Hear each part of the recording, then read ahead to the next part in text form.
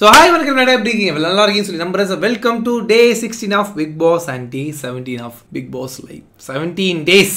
ஓ தொடர்ந்து 17 நாட்களா லைவ் வந்துன்னு இருக்கேன். டிஸ்பைட் ஆஃப் எவ்ரிதிங் உண்மையிலேயே வந்து பார்த்தீங்கன்னா ஒரு ஒர்க்குக்கு போயிட்டு லைவ் மேனேஜ் பண்ணிட்டு பர்சனல் நம்மளோட மென்டல் ஹெல்த் நம்மளோட பர்சனல் திங்ஸு அது மேனேஜ் பண்ணி லைவ் வர்றது hectic. So anyways Bigg Boss start ஆகி 17 நாட்கள் வந்து முடிஞ்சு போச்சு. இந்த 17 days வந்து இப்படின்குள்ள வந்து என்ன 17 days போயிடுச்சா அப்படியா இப்போப்பா போச்சு எத்தனை எபிசோட் போயிருக்கு எத்தனை பேர் கண்டஸ்டன்ட் இதுக்குள்ளே இருக்காங்க அந்த மாதிரி தான் யோசிக்க தோணுது. ஏன்னா 17 days வந்து பார்த்தீங்கன்னா பிக் பாஸ் வந்து கலந்து வந்துட்டோம். இப்போவும் வந்து பார்த்தீங்கன்னா ஒரு ரிவ்யூ பண்ணுறேன். இந்த பிக் பாஸை வந்து 17 நாட்களாக தொடர்ந்து நான் வந்து ரிவ்யூ பண்ணிருக்கேன். 16 நாட்கள் வந்து கலந்து வந்திருக்கேன். இவ்வளோ நாள் ஆகியும் வீட்டுக்குள்ளே இருக்கிற 17 பேரில் ஒரு 5-6 பேர் தான் எனக்கு வந்து பார்த்தீங்கன்னா பேர் ஞாபகம் வச்சுக்க முடியுது. மற்றபடி வீட்டுக்குள்ளே இருக்கிற மற்ற கண்டஸ்டன்ட்லாம் எதுக்கு இருக்காங்க ஏன் இருக்காங்கன்னு சொல்லி நிஜமா எனக்கு தெரியல. அவங்க வந்து சும்மா மிச்சர் தின்னுட்டு போறதுக்கும் சும்மா வந்து ஜாலியா ஒரு வெக்கேஷன் வந்த மாதிரி தான் மற்ற கண்டஸ்டன்ட் இருக்காங்க.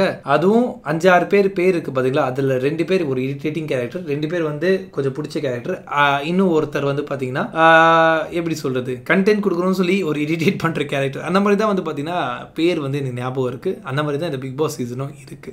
நான் ஃபர்ஸ்ட் வீக் வந்து சொன்னேன் ஒரு 2 weeks ஆனதுக்கப்புறம் வந்து பார்த்தீங்கன்னா பிக் பாஸ் வந்து சூடு பிடிக்கும், பிக் பாஸ் வந்து செம்மையாக வரும் நல்லா வரும்னு சொல்லி நான் வந்து ஃபர்ஸ்ட் வீக் சொன்னேன். 2 weeksம் முடிஞ்சு போச்சு.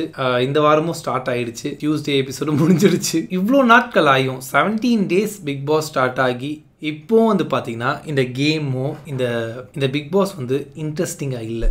எதனால வந்து இந்த இன்ட்ரெஸ்டிங்காக இல்லைன்னு சொல்லி எனக்கு நிஜமாக புரியலை. லாஸ்ட் சீசன்லாம் வந்து பார்த்தீங்கன்னா சூப்பராக இருந்துச்சு, எனக்கு பிடிச்சிருந்துச்சு. லைக் அது பெஸ்ட் சீசன் நான் சொல்ல மாட்டேன், பாய்ஸ் வர்சஸ் கேர்ள்ஸ் வந்து பெஸ்ட் சீசன் நான் சொல்ல மாட்டேன். பட் ஒரு 1 or 2 weeksலேயே வந்து பார்த்தீங்கன்னா அந்த கண்டஸ்டன்ட் அதுக்குள்ளே இருக்கிற கண்டஸ்டன்ட் எல்லார் பேரையும் வந்து என்னால் வந்து ரிமெம்பர் பண்ண முடிச்சுது. எல்லாருமே வந்து பார்த்தீங்கன்னா இன்ட்ரெஸ்டிங்காக கேம் ஆட ஆரம்பிச்சாங்க.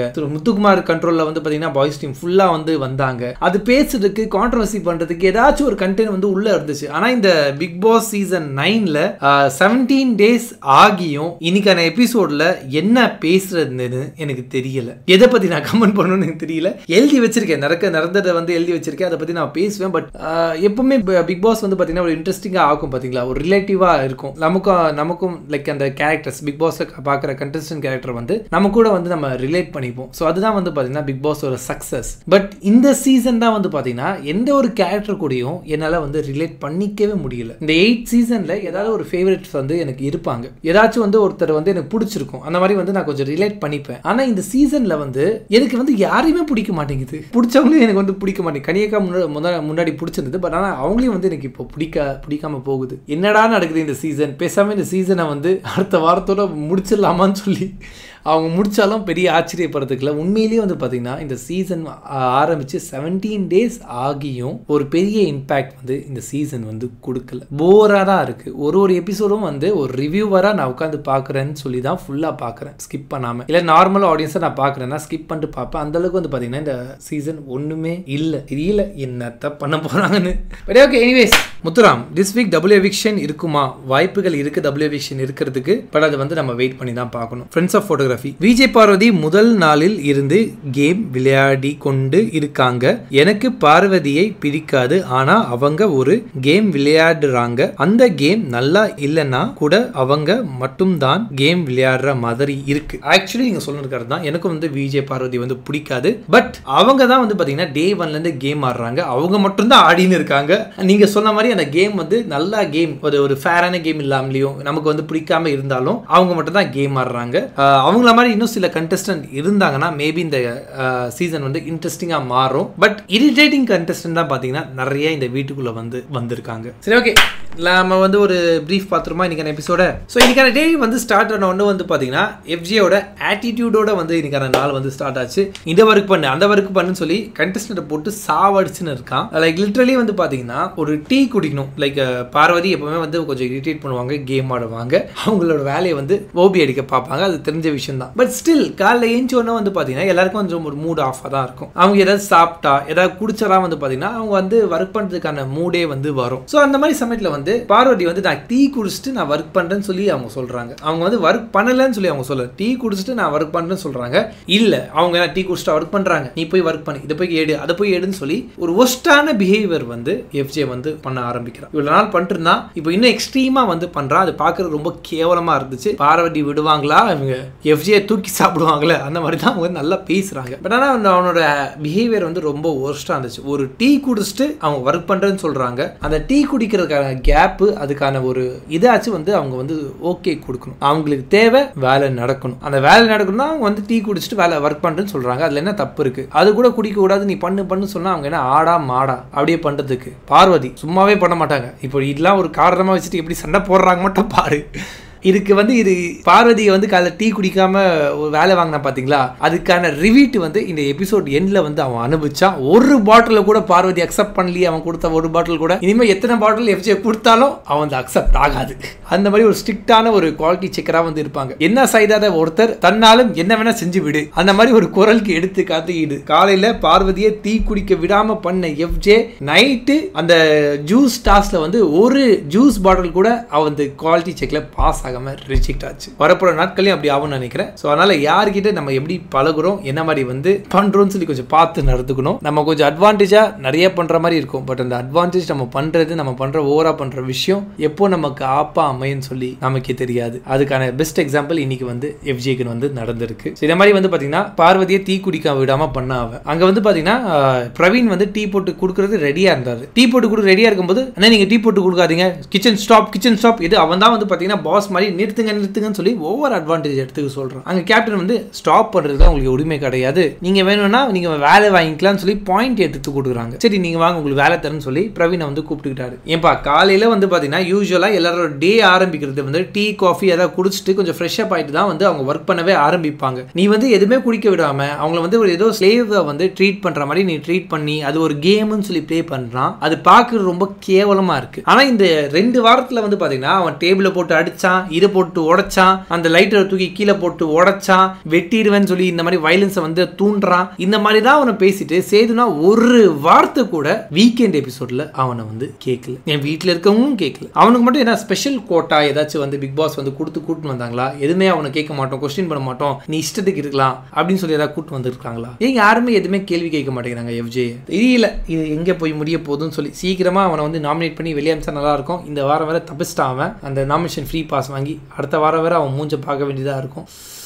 சரி ஓகே பார்த்துக்கலாம். இப்போ எஃப்ஜே வந்து பண்றாப்புல அவங்களோட ஆளுன்னு சொல்லக்கூடாது பட் ஸ்டில் அவங்களோட பேரா இருக்கிற ஆதிரை அவங்க சும்மா விடுவாங்களா? வியானாவை போட்டு டார்ச்சர் பண்ணிட்டு இருந்தாங்க. வியானாவை இது பண்ணு அது பண்ணு இதுக்கு அதுக்குன்னு சொல்லி அது வந்து டார்ச்சர் பண்ணிட்டு இருந்தாங்க. பட் வியானாவும் வந்து பாத்தீங்கன்னா ஸ்டார்டிங்ல பார்க்கும்போது அந்த புள்ளைய வந்து இதெல்லாம் ரொம்ப நாள் தாங்காது, இவங்க பண்ற டார்ச்சர்ல வந்து அப்படியே ஓடி போயிடும் அந்த மாதிரி தான் நினைச்சேன். ஆனா எவ்வளோக்கு எவ்வளோ எஃப்ஜே அண்ட் ஆதிரை வந்து அவர் வியானாவை டார்ச்சர் பண்றாங்களோ அவ்வளவுக்கு அவ்வளோ வந்து வியானா பேக் ஆன்சர் கொடுக்குறாங்க. எனக்கு 2 கை 2 கால் தான் இருக்கு, 10 கை கால் தான் இல்லை, என்னால இதெல்லாம் பண்ண முடியாது, அவங்கள என்னால பண்ண முடியாதுன்னு சொல்லி பேக் ஆன்சர் கொடுக்குறாங்க. பிளஸ் வந்து பாத்தீங்கன்னா என்ன சொல்றது, இப்போ கன்னியக்கா வந்து பாத்தீங்கன்னா இங்க வந்து ஒரு நடுநிலைவாதியா வந்து எனக்கு தெரியல. நேத்து வரைக்கும் ஒரு நடுநிலைவாதியா வந்து எனக்கு தெரிஞ்சாங்க. பட் இன்னைக்கு வந்து பாத்தீங்கன்னா கொஞ்சம் எஃப்ஜேக்கு வந்து சப்போர்ட் பண்ற மாதிரி வந்து கன்னியக்கா இருக்காங்க. ஒரு தலையா கேப்டனா வந்து நடுநிலையா நின்று அவங்க பக்கம் நியாயம் இவங்க பக்கம் நியாயத்தை வந்து சொல்லணும். பட் ஆனா இந்த இடத்துல வந்து எஃப்ஜேக்கு சப்போர்ட் பண்ணி எஃப்ஜேக்கு வந்து எந்த கேள்வியும் கேட்காம அவனை வந்து கொஞ்சம் தாங்கி அவனை கொஞ்சம் சேஃப்கார்ட் பண்ணி அவனுக்கு மவுத் பீஸா இருந்து பேசுற மாதிரி வந்து கனியக்கா பேசிட்டு இருக்காங்க. இந்த இடத்துல ஒரு தலையா வந்து டேய் இப்பலாம் பண்ணாத, ஒரு டீ தானே டீ போடுறா பண்றான்னு சொல்லி அதை வந்து சொல்லியிருக்கணும், அதை வந்து பண்ணியிருக்கணும். ஸோ மவுத் பீஸா வந்து பாத்தீங்கன்னா எஃப்ஜேக்கு வந்து கனியக்கா வந்து இருக்காங்க. அது எதனால வந்து எஃப்ஜேக்கு மவுத் பீஸா இருக்காங்க, எதனால வந்து இதெல்லாம் அவங்க பண்றாங்கன்னு சொல்லி நிஜமா எனக்கு புரியல. கனியக்கா மேல எனக்கு ரொம்ப பெரிய ரெஸ்பெக்ட் வந்து இருந்துச்சு, ரொம்ப பெரிய மரியாதை வந்து இருந்துச்சு. பட் அது போக நாள்கள் கடக்க அந்த ரெஸ்பெக்ட் அந்த மரியாதை வந்து பாத்தீங்கன்னா கொஞ்சம் கொஞ்சமா கம்மியாயிட்டே வருது கன்னியக்கா மேல. எனக்கு தெரியல, ஒரு பக்கம் வந்து அவங்க கொஞ்சம் பிக் பாஸ் ஹவுஸ்மேட்டும் கொஞ்சம் சப்போர்ட் பண்ணும். அவங்க வேலை வாங்குற விதம் வந்து பாத்தீங்கன்னா ஏதோ ஸ்லேவ்ஸை வந்து வேலை வாங்குற மாதிரி இருக்கு. இப்படிலாம் நீங்க பேசக்கூடாது, இந்த மாதிரிலாம் பண்ணக்கூடாதுன்னு சொல்லி அவங்க ஏதாச்சும் வந்து இனிஷியேட்டிவ் எடுத்து சொல்லலாம். அவங்க வந்து பார்த்தீங்கன்னா பாரு இது கரெக்டான பாயிண்ட், இது பண்ணு அது பண்ணுன்னு சொல்லி சொல்கிறாங்க. கொஞ்சம் இந்த பக்கமும் இருந்து கொஞ்சம் யோசிச்சு பண்ணலாம். ஏன்னா பாரு வந்து சொல்லவே தேவையில்லை, எங்கடா ஏதாவது ஒரு பாயிண்ட் கிடைக்காதா, அதில் ஏதாவது பிரச்சனை பண்ணி நம்ம வந்து கலவரம் உண்டாக்கலாமோ சொல்லி அவங்க ரெடியாக இருப்பாங்க. அவங்கள தூக்கி ஹவுஸ் கிளீனிங்கில் போடலாமா? வியானா கொஞ்சம் வேலை செஞ்சாலே வந்து கை வலிக்குது கால் வலிக்குது சொல்கிறவங்க, அவங்கள வந்து ஹவுஸ் கிளீனிங்கில் வந்து போடலாமா? ஸோ இது வந்து நம்ம யாரை வந்து என்ன ஒர்க்கு அசைன் பண்ணுறது முன்னாடி அவங்க வந்து எப்படி அதுக்கு ரியாக்ட் பண்ணுவாங்க, எப்படி அதை அவங்க பண்ணுவாங்கன்னு சொல்லி நமக்கு ஒரு வாட்டிக்கு 2 வாட்டி யோசிச்சு தான் அது போடணும். ஸோ கனியக்கா இது முன்னாடி யோசிச்சிருக்கலாம், இவங்களாம் போட்டால் பிரச்சனை பண்ணுவாங்க, தேவையில்லாமல் சண்டை பிரச்சனை வந்து உருவாகும், அந்த வேலை நடக்காது, அவங்க சண்டை போடுறது என்டர்டைன்மெண்ட்டாக இருந்தாலும் பரவாயில்ல இரிட்டேட்டிங்காக இருக்குன்னு சொல்லி அவங்க அதை ரியலைஸ் பண்ணி அதை வந்து அவங்க ஃபீல் பண்ணணும். இதை தாண்டி பனிஷ்மெண்ட்டாக வந்து பார்த்தீங்கன்னா இந்த வேலையெல்லாம் நீங்கள் பண்ண வேணாம், நீங்கள் சும்மா உட்காருங்க, வேற ஒருத்தவங்களை வச்சு இந்த வேலையை வந்து நாங்கள் பண்ணிக்கிறோம், நீங்கள் வீக் ஃபுல்லாக நீங்கள் சும்மா உட்காருங்க, அதுதான் உங்களுக்கான பனிஷ்மெண்ட் சொல்லி கொடுக்குறாங்க. இதுவே வந்து விக்ரம் கிட்ட கடன் வாங்கிட்டு தான் அவங்க பேசுகிறாங்க ஒரு கேப்டனா. பட் ஸ்டில் வேலை வாங்குற விதம் ஒன்று இருக்கு, அவங்க எப்படி வந்து ட்ரீட் பண்ணுறாங்க, எப்படி வேலை வாங்குற விதம்னு ஒன்று இருக்கு. அப்படி அவங்க வந்து கொஞ்சம் ஹார்ஷாவோ கொஞ்சம் மரியாதை குறைச்சலாவோ வந்து அவங்க பண்ணுறாங்க பேசுகிறாங்கன்னா அவங்களுக்கு வேலை செய்ய இஷ்டம் இல்லைன்னா அது வேலை செய்ய இஷ்டம் இல்லை, நான் பண்ண முடியாதுன்னு சொல்லி அவங்க சொல்லிட்டு போகலாம். இங்கே யாரும் வந்து ஃபோர்ஸ் பண்ணி பண்ணணும்னு அவசியம் இல்லை. கனியக்கா ஏன் அதை புரிஞ்சிக்க மாட்டேங்கிறாங்கன்னு தெரியல. திருப்பி வந்து கொஞ்சம் சூப்பர் டீலக்ஸ் ஹவுஸ்மேட்க்கு வந்து ஃபேவராக வந்து கனியக்கா பேசுகிற மாதிரி இருக்குது இந்த இடத்துல. ஆனால் வியானா வந்து நான் கொஞ்சம் குறைச்சலாக இடம் போட்டேங்க. சீரியஸாக வந்து கொஞ்சம் நாளைக்கு முன்னாடிலாம் அவங்கள வந்து கொஞ்சம் குறைச்சலாக நான் இடம் போட்டேன். இந்த பொண்ணுலாம் பேசாது சைலண்டாக போயிடும், கொஞ்சம் லூஸு தத்தி அந்த மாதிரி தான் நினச்சேன். ஆனால் அந்த பொண்ணு செம்ம உஷாரு. அந்த கனியக்கா சொல்கிறாங்க நீ வேலை பார்க்கணும் அந்த மாதிரி சொல்லும்போது என்னை வந்து அவங்க ஃபோர்ஸ் பண்ணிலாம் வேலை பார்க்க முடியாது, அவங்களுக்கு வேணும்னா அவங்க என்னை வேலை வாங்கணும், அவங்க எப்படி வாங்குறாங்கன்னு சொல்லி அவங்க கிட்ட தான் அது இருக்குது, நான் வேலை பண்ண மாட்டேன், என்னை எப்படி வச்சு வேலை வாங்கணும்னு அவங்க அதை வாங்கட்டும்னு சொல்லி ஒரு பயங்கரமான பாயிண்ட்டை கனியக்கா முன்னாடி வந்து எடுத்து வச்சாங்க. அந்த ஹவுஸ்குள்ளே எடுத்து வச்சாங்க. அதுக்கப்புறம் கனியக்கா சைலண்ட் ஆகிட்டாங்க. ஏன்னா வேலை வாங்குறது சூப்பர் டீலக்ஸ் ஹவுஸ்மேட்டோட இது ஜாப். ஸோ அது வந்து அவர் எப்படி பண்ணணும்னு சொல்லி அவங்ககிட்ட தான் இருக்குது. பண்ண மாட்டேன்னு சொல்கிற உரிமை வந்து பிபி ஹவுஸ்மேட் கிட்ட இருக்குது. அந்த பாயிண்ட்டை சூப்பராக எடுத்து வச்சாங்க வியானா. ஸோ அதுக்கு வந்து ஒரு பெரிய பாராட்டுக்கள். ஸோ காலைல வந்து பார்த்தீங்கன்னா இந்த கிளீனிங் பிரச்சனை இந்த பிரச்சனை தான் போயிட்டு இருந்துச்சு. ஸோ நெக்ஸ்ட் வந்து பார்த்தீங்கன்னா பார்வதி அண்ட் பிரவீன் அவங்க 2 பேர் வந்து அவங்களோட கலந்து வந்த பாதையை வந்து ஷேர் பண்ணாங்க. ஸோ பார்வதி ஷேர் பண்ண ஸ்டோரி ஓகே. அண்ட் பிரவீன் அவரோட டாக்ஸிக் லைக் அவர் வந்து டாக்ஸிக்காக இருந்திருக்காரு. அவருக்கு வந்து ஒரு தங்க மாதிரி ஒரு வைஃப் வந்து கிடச்சிருக்காங்க. ஸோ அது வந்து அவர் வந்து ஷேர் பண்ணார். நான் வந்து ரொம்ப கெட்டவன் இந்த மாதிரி இருக்குது, டாக்ஸிக்காக இருப்பேன், ஆனால் எனக்கு நான் இப்படி இருக்கேன்னா எல்லாத்துக்கும் காரணம் என்னோட ஒய்ஃப் தான் சொல்லி ரொம்ப அழகாக அவர் ஒரு லவ் ஸ்டோரியை வந்து ஷேர் பண்ணிட்டு இருந்தார். லைக் இன்னைக்கான எபிசோட்ல வந்து பார்த்தீங்கன்னா 1 hour எபிசோட்னா 30 minutes 35 minutes வந்து அந்த கிளீனிங் பண்ணுற பிரச்சனை தான் வந்து சுற்றி போயிட்டே இருந்துச்சு. இதை பற்றி பெருசாக பேசட்டும் ஒன்றும் இல்லை. ஸோ இது கிளீனிங்லேயே இவ்வளோ பிரச்சனை வந்துச்சு இந்த 9 சீசனில் இதான் ஃபஸ்ட் டைம். இந்த கிளீனிங்கில் நான் நல்லா பேசுவேன். சரி ஓகே விடுங்க, பேசியாச்சு. இன்னொரு விஷயம் வந்து இந்த இடத்துல வந்து நான் சொல்லணும்னு ஆசைப்பட்றேன். எஃப்ஜே வந்து பார்த்தீங்கன்னா ரொம்ப கேவலமாக வந்து நடந்துக்கிறான். நான் முன்னாடியே சொன்னேன், திருப்பியும் சொல்கிறேன். லைக் வந்து வியானா வந்து பார்த்தீங்கன்னா worst behavior. லைக் வியானா வந்து வேலை செஞ்சுருந்தா இருந்தாங்க, செஞ்சுருந்தா இருக்காங்க. திருப்பி எக்ஸ்ட்ரா வேலை வந்து வியானா பார்த்து டார்கெட் பண்ணி கொடுத்துட்டே இருக்கா. எதனால வியானாவை டார்கெட் பண்ணி கொடுக்குறான்னு எனக்கு தெரியல. ஆனால் வியானாவை டார்கெட் பண்ணி கொடுக்குறான். அப்படி வந்து அவங்க செஞ்சுட்டு தான் இருக்காங்க. செய்ய முடியாதுன்னு சொல்லும்போது சாப்பாடு எவ்வளோ கொடுத்தாலும் சாப்பிட மட்டும் தெரியுதுல்ல, ஆனால் வேலை கொடுத்தா செய்யறது இல்லைன்னு சொல்லி கேவலமான ஒரு கமெண்ட்டை வந்து பாஸ் பண்ணுறான். நீங்கள் இருக்கிறது ஒரு நேஷ்னல் டெலிவிஷன், நீங்கள் எப்படி பிஹேவ் பண்ணுறீங்க அதை பார்த்து நிறைய பேர் இன்ஃப்ளூயன்ஸ் ஆவாங்க. ஒரு சூப்பர் டீலக்ஸ் ஒரு ஹையர் ரேங்க்ல நீங்கள் இருக்கீங்கன்னா உங்களுக்கு கீழே ஒர்க் பண்ணுறவங்க வந்து சாப்பாடு மட்டும் இவ்வளோ கொடுத்தாலும் சாப்பிட தெரியுது, ஆனால் ஒர்க் மட்டும் பண்ண மாட்டேங்குன்னு சொல்லி சொல்லும்போது அது சில பேருக்கு வந்து பயங்கரமாக ஹர்ட் ஆகும். எந்த வகையில் எந்த விஷயத்தில் நம்ம என்ன பேசுகிறோம்னு சொல்லி கொஞ்சமாச்சு அறிவு இருக்கணும். அறிவு கெட்டுத்தனமா இஷ்டத்துக்கு என்ன வேணா பேசலாம்னு சொல்லி நினைச்சிட்டு இந்த எஃப்ஜே பேசின்னு இருக்கான். சேதுனாவும் ஒன்றும் கேட்கறது இல்லை, வீட்டில் இருக்கிற ஹவுஸ்மேட்டும் வந்து ஒன்றும் கேட்கறது இல்லை. எதனால வந்து அவனை ஒன்றும் கேட்கறது இல்லை எனக்கு தெரியல. ஏதாவது ஸ்பெஷல் கோட்டால வந்து இந்த வீட்டுக்குள்ள வந்து எஃப்ஜே வந்திருக்கானா கூட எனக்கு தெரியல. அவன் இஷ்டத்துக்கு இருக்கான், இஷ்டத்துக்கு பேசுறான். அவன் பேசுற வேர்ட்ஸ்லாம் வந்து தப்பா இருக்கு, சரியாண்ட கூட பரவாயில்ல, தப்பா இருக்கு. ஆனா இது வந்து யாருமே கேட்க மாட்டேங்கிறாங்க. இது வியானா பார்த்து அவன் கேட்டது வந்து ரொம்ப தப்பு. சாப்பாடு மட்டும் எவ்வளவு கொடுத்தாலும் சாப்பிட்ற, ஆனா வேலை செய்ய மாட்டேங்கிறன்னு சொல்றது வந்து ஆக்சுவலி அது வந்து ரொம்ப ஹார்ஷான வேர்டு. அது அவன் அப்படி சொல்லியிருக்க கூடாது. அது ரொம்ப தப்பா இருக்கு. எனக்கு அது ஃபீல் ஆச்சு. நான் வந்து இந்த இடத்துல சொல்ல ஆசைப்படுறேன். இந்த 35 minutes 40 minutes இந்த வீட்டில் நடந்த அந்த கிளீனிங் பிரச்சனை தாங்க போயிட்டு இருந்துச்சு, வேற எதுவுமே இல்லைங்க. அதுக்கப்புறம் தான் வந்து பாத்தீங்கன்னா வீக்லி டாஸ்க் வந்து அனௌன்ஸ் பண்ணாங்க. Juice factory. ஸோ இந்த பிக் பாஸ் ஹவுஸ் வந்து ஒரு ஜூஸ் ஃபேக்டரியா வந்து மாறுது. இந்த ஜூஸ் ஃபேக்டரியில வந்து பாத்தீங்கன்னா 3 டீம். ஒரு டீம் வந்து பாத்தீங்கன்னா ஜூஸை வந்து தயாரிக்கிறவங்க, சூப்பர் டீலக்ஸ் ஹவுஸ்மேட் வந்து factory owners, and Bigg Boss housemate இருக்காங்க பாத்தீங்களா. ஸோ அவங்க வந்து பாத்தீங்கன்னா பாட்டில் சப்ளையர்ஸ். ஸோ பாட்டில் வந்து பிக் பாஸ் வந்து கொடுப்பாங்க. அது ஓடி போய் எடுத்துட்டு வந்து இந்த சூப்பர் டீலக்ஸ் ஹவுஸ்மேட் வந்து அந்த ஃபேக்டரி வச்சிருப்பாங்க. அந்த ஃபேக்டரிக்கு வந்து பார்த்தீங்கன்னா அந்த பாட்டிலை வந்து ஃபேக்டரியில் வந்து அவங்க செல் பண்ணணும். நீங்கள் பாட்டில் கொடுக்கும்போது எனக்கு வந்து கோல்ட் காயின் வேணும், எனக்கு வந்து பார்த்தீங்கன்னா நாமினேஷன் ஃப்ரீ பாஸ் வேணும்னு சொல்லி இந்த மாதிரி அவங்க வந்து இந்த பாட்டில் நான் கொடுத்தேன்னா நீ எனக்கு கோல்ட் காயின் கொடுக்கணும், எனக்கு வந்து பார்த்தீங்கன்னா நீங்கள் நாமினேஷன் ஃப்ரீ பாஸ் கொடுக்கணும், அந்த மாதிரி சொல்லி வந்து அந்த பாட்டிலை வந்து பிக் பாஸ் ஹவுஸ்மேட் வந்து சூப்பர் டீலக்ஸ் ஹவுஸ்மேட்க்கு வந்து கொடுக்கலாம். ஸோ அப்படி கொடுத்து அந்த மாதிரி அவங்க எக்ஸ்சேஞ்ச் பண்ணிக்கலாம். ஸோ அவங்க வந்து தயாரிக்கிறாங்க. பட் ஆனால் அது தயாரிக்கிறது வந்து குவாலிட்டி நல்லா இருக்கான்னு சொல்லி செக் பண்ணுறதுக்கு குவாலிட்டி செக்கர்ஸ்க்கு ரெண்டு பேரை வந்து செலக்ட் பண்ணணும். ஸோ ஒருத்தர் வந்து பார்த்தீங்கன்னா பிக் பாஸ் ஹவுஸ்மேட்டில், இன்னொருத்தர் வந்து பார்த்தீங்கன்னா சூப்பர் டீலக்ஸ் ஹவுஸ்மேட்லேருந்து செலக்ட் பண்ணணும். ஓட்டிங் பேசிஸில் வந்து பார்த்தீங்கன்னா பிக் பாஸ் ஹவுஸ்மேட்லேருந்து பார்வதியை வந்து சூஸ் பண்ணாங்க குவாலிட்டி செக்கரா, அண்ட் சூப்பர் டீலக்ஸ் ஹவுஸ்மேட்லேருந்து திவாகரை வந்து சூஸ் பண்ணாங்க குவாலிட்டி செக்கர் இன்னொருத்தரா. ஸோ இந்த ரெண்டு பேர் வந்து பார்த்தீங்கன்னா குவாலிட்டி செக்கர்ஸ். ஸோ இவங்க வந்து பார்த்தீங்கன்னா அந்த சூப்பர் டீலக்ஸ் ஹவுஸ்மேட் வந்து அந்த ஃபேக்டரியில் தயாரித்த அந்த ஜூஸ் பாட்டில் வந்து கொண்டு வந்து கொடுப்பாங்க. அந்த குவாலிட்டிலாம் சரியா இருக்கா, லேபிள்லாம் கரெக்டாக இருக்கா, டேஸ்ட் நல்லா இருக்கான்னு சொல்லி செக் பண்ணி பார்த்துட்டு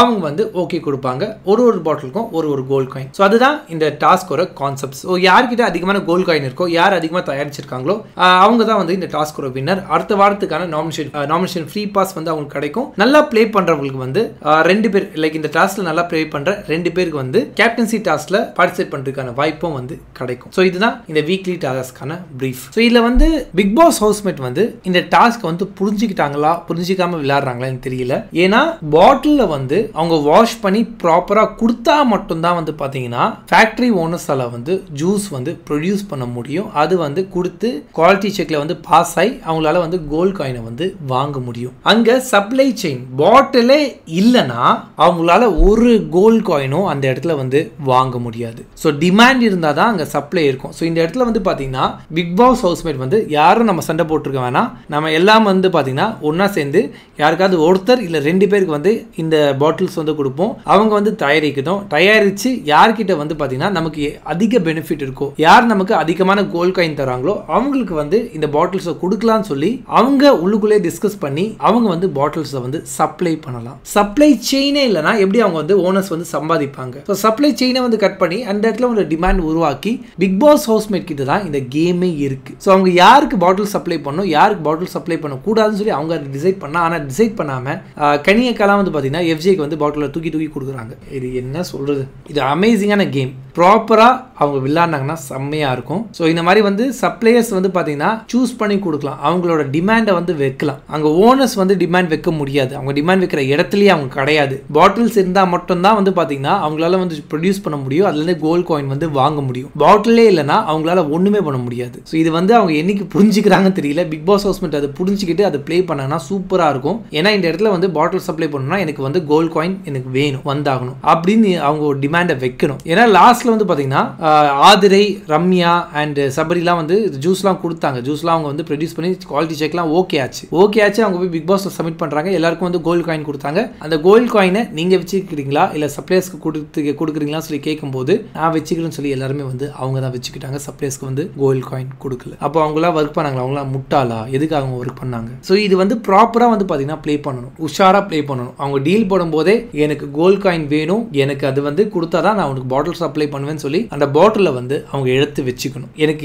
எனக்கு எப்போ பெனிஃபிட் அதிகமாக யார் கொடுக்குறாங்களோ அவங்களுக்கு தான் நான் சப்ளை பண்ணுன்னு சொல்லி அவங்க சப்ளை செயினே வந்து அவங்க கட் பண்ணணும். அப்போதான் அவங்களுக்கு ஒரு பெனிஃபிட் இருக்கும், அவங்களுக்கு வந்து ஒரு ப்ராஃபிட்டா வந்து அமையும். அப்படி இல்லாம எனக்கு வந்து ஏதோ வந்து ஆர்வ கோலாத்தனமா பாட்டில எடுத்து போய் வந்து சப்ளையர்ஸ்க்கு கொடுத்தாங்கன்னா அவங்க அந்த கோல்ட் காயின் சம்பாதிப்பாங்க. எப்படி ரியல் வேர்ல்ட்ல வந்து ஒர்க் பண்றவங்களுக்கு நிறைய கிடைக்க மாட்டேங்குது. யார் ஓனரா இருந்து எந்த ஒர்க்கும் பண்ணாம இருக்கானோ அவன் தான் நிறைய கிடைக்குது. அந்த மாதிரி தான் இந்த பிக் பாஸ் ஹவுஸ்லயே வந்து நடக்கும். ஸோ இந்த சப்ளை செயினை கட் பண்ணி அந்த சப்ளையர்ஸ் அந்த பாட்டில் சப்ளை பண்ணணும்னா அவங்க டிமாண்டை வச்சா மட்டும்தான் அவங்களால வந்து சம்பாதிக்க முடியும், அவங்களுக்கு வந்து பெனிஃபிட் இருக்கும். அப்படி இல்லைன்னா சூப்பர் டீலக்ஸ் ஹவுஸ்மேட் வந்து இந்த டாஸ்கை ஜெயிச்சுட்டு போயிட்டே இருப்பாங்க. இது ஏன் இந்த வீட்டுக்குள்ள இருக்கிற ஒருத்தர் கூட புரியாம வந்து இந்த கேம் ஆடிட்டு இருக்காங்கன்னு சொல்லி நிஜமா தெரியல. ஸோ இது கேமோட கான்செப்ட் இதுதான். ஸோ குவாலிட்டி செக்கரா இருக்கிற பாரு அண்ட் திவாகர் காலைல தான் வந்து பாத்தீங்கன்னா ஒரு டீ கூட குடிக்க விடாம வந்து இவன் பண்ணான், அவன் பேர் என்ன, எஃப்ஜே வந்து பண்ணான். அவனோட பாட்டில ஒன்னு கூட செலக்ட் பண்ணல, ரிஜெக்ட் பண்ணி தள்ளினாங்க. அதே மாதிரி நிறைய பேர் ஒரு பாட்டில வந்து இது இது சரியில்லை அது சரியில்லைன்னு சொல்லி ரிஜெக்ட் பண்ணி வந்து தள்ளினாங்க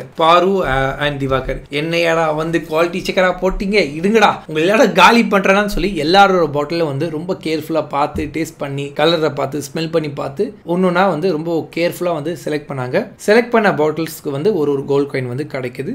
ரிஜெக்ட் பண்ண பாட்டில்ஸ் எல்லாம் வந்து பாத்தீங்கன்னா ரிஜெக்டட் தான். இப்போ காலைல வந்து பாத்தீங்கன்னா டீ குடிக்க விடாம வந்து எஃப்ஜே பண்ணா பாத்தீங்களா, நாளைக்கெல்லாம் வந்து அவனே டீ போட்டு கொண்டு வந்து அக்கா டீ குடிக்கா டீ குடிக்கா பிஸ்கெட் வேணுமாக்கான்னு சொல்லி சொன்னாலும் ஆச்சரியப்படுறதுக்கு இல்லை. ஏன்னா அவன் பாட்டில் வந்து அக்செப்ட் ஆகி அவன் கோல்ட் காயின் வந்து வரணும். ஸோ அதனால வந்து நாளைக்கு கொஞ்சம் சொம்பு அடிக்கிறது வாய்ப்பு இருக்கு. அதை வந்து நாளைக்கு வெயிட் பண்ணி தான் பார்க்கணும். ஸோ இன்னைக்கான எபிசோட்ல வந்து டோட்டலாக வந்து பார்த்தீங்கன்னா ரம்யா வந்து 2 பாட்டில் வந்து அக்செப்ட் ஆகி 2 கோல்ட் காயின் வந்து அவங்களுக்கு கிடைச்சது. அந்த 2 கோல்ட் காயினும் அவங்களே அதை வச்சுக்கிட்டாங்க. ஆதிரைக்கு வந்து 2 கோல்ட் காயின் வந்து கிடைச்சது. 2 பாட்டில் அக்செப்ட் ஆகி அந்த 2 கோல்ட் காயினும் அந்த சப்ளைஸ்க்கு தராம அவங்களே வந்து வச்சுக்கிட்டாங்க. அண்ட் சபரிக்கு வந்து பார்த்தீங்கன்னா 10 பாட்டில்ஸ் வந்து அவர் பண்ணாரு. அந்த 10 பாட்டில் 9 ரிஜெக்ட் பண்ணி ஒன்னே அவர் வந்து அவங்க அக்செப்ட் பண்ணாங்க. அவர் நல்லா தான் பண்ணாரு. வேணும்னு ஏதாவது ஒரு காரணம் சொல்லி ரிஜெக்ட் பண்ணணும். ஏன்னா பாருக்கு வந்து சபரியை பிடிக்காது. ஸோ ஏதாவது ஒரு காரணம் ஃபைண்ட் அவுட் பண்ணி ரிஜெக்ட் பண்றது. ஸோ 1 அக்செப்ட் ஆச்சு. ஸோ ஒரு கோல்ட் காயின் வந்து அவருக்கு கிடைச்சது. அந்த ஒரு கோல்ட் காயினும் அவரே வச்சுக்கிட்டாரு.